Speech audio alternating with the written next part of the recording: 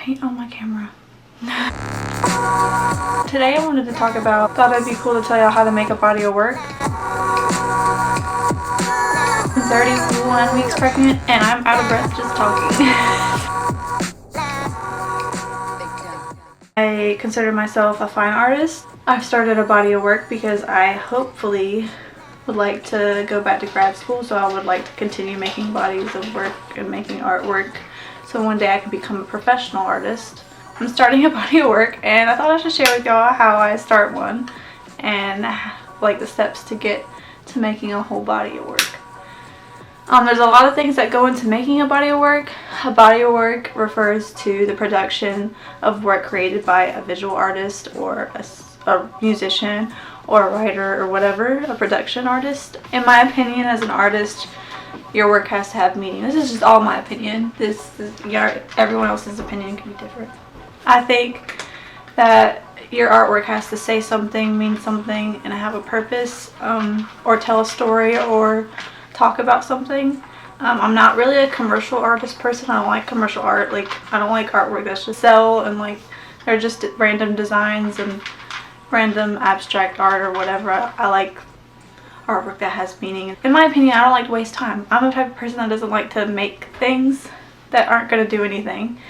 I just care about making artwork to provoke change and spread stories and hopefully help people one day. I don't like to just make artwork just to make it, just to sell and make money, because that's, for me, that doesn't feed my soul. But whatever feeds your soul, that's fine. Do whatever you want. So step one is to pick a subject matter.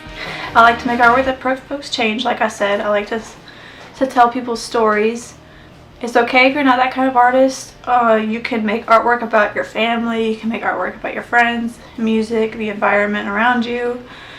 I just prefer to make artwork about social and political topics that are going on right now in our society. But you do not have to. I've seen plenty of bodies of works about other things. The concept of time on memories, and they go back into their family videos, their family home videos, and they recreate that, or you know what I mean? There's other stuff. There's one person I know that made music art that whatever she made is a visual representation of music. So you can go about it in different ways. Step two, you gotta pick a medium. When I say medium, medium as in what you want to use to make your artwork. So paint, pottery. God, my cats are going crazy. If you want to use paint, pottery, screen print, drawing, whatever, what do you want to use? You also want to ask yourself, if you're good at something, do that. But also ask yourself, why am I doing this? I'm choosing to work with paint, oil paint, acrylic paint, and plaster on canvas. My reasoning behind it is because I can manipulate paint. I can manipulate it to make the struggle of society, being able to handle everything that society puts on you, bills and everything and things that get in your way. I feel like it could be depicted really well through paint, as well through the plaster. The plaster, that's something that's easily malleable, breakable. Sometimes you build things, sometimes you live this life, and sometimes it gets crushed away by things going on. You can have one thing here and then it be gone right away. And that's kind of what plaster is, in my opinion. So yeah, pick a medium. Why are you doing that medium?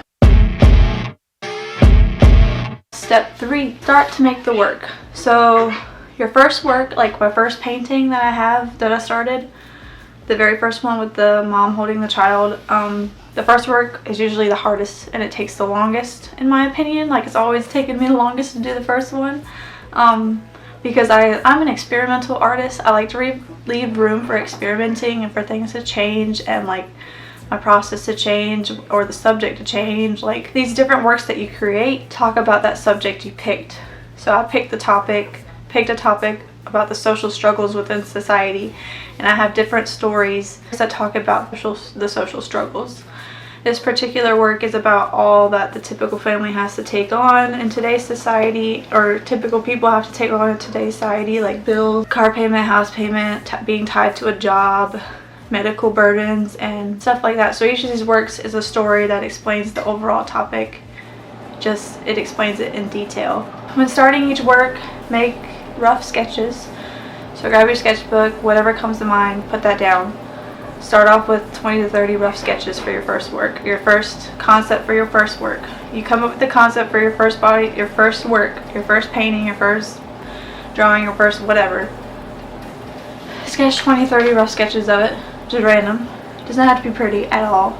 People, I know, like, I see a lot of other artists, they like make it look like you have to have it look pretty. Whatever comes off the top of your head, trim it down and then make ones that are more into detail, like maybe 10. From the 10, pick at least 3 or 4, go into even more details and make those on a bigger scale. So make it about like 8.5 by 11 inches.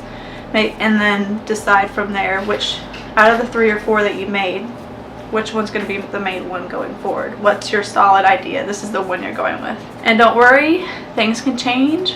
You could pick one and then you start on it and it turns out looking different, or you go a different way about it. It's totally okay. It doesn't have to look exactly like the sketch you did. Step 4, keep trying to make more works. After that first work, after you got the initial first work down, start your second one. If you're like me, I don't like to work one at a time. I usually will work on 2 at a time, maybe 3. I don't like to work on one at a time because I'll look at it for way too long and I'm just like, I can't look at it anymore. That's why I started this one. As an artist, try to make it, my professors in college and other professional artists say, try to keep making at least 1 body of work per year, and a body of work that's at least like 8 to 10 works of art.